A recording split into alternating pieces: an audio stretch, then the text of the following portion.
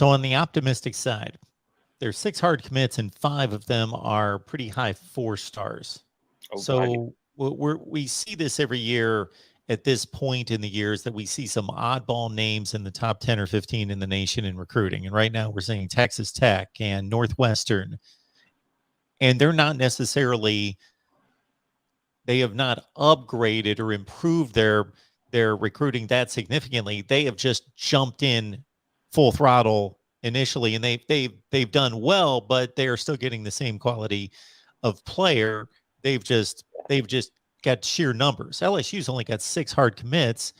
Most teams in the country are in the 10 to 12 to 14 range right now.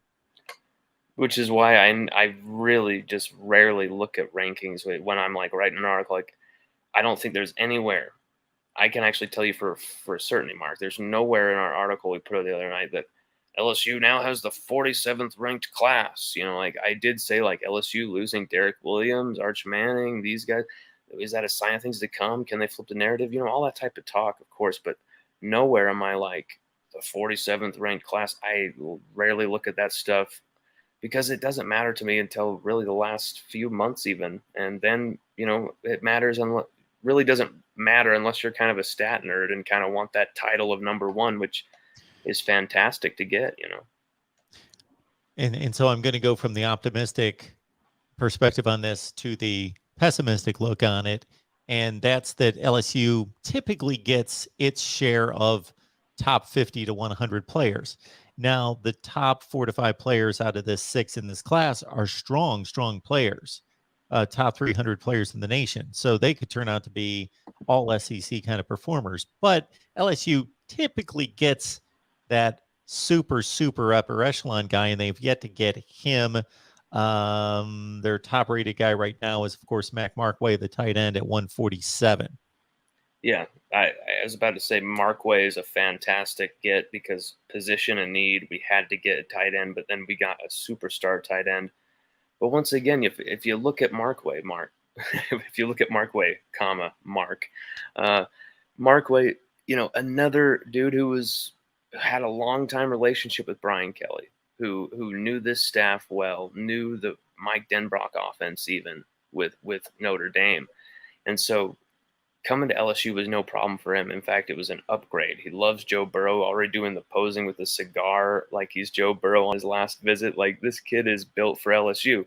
And so you're going to see some people, some fans, a lot of, you know, media types really freak out and drive home the criticism about losing this Louisiana talent or this Louisiana talent. But can you equalize that loss of attitude, that loss of fury in this class with national guys? It's hard to say, and I don't think they should depend completely on national guys. I don't think they will, but I think a lot of their July and August pickups here are going to be national guys.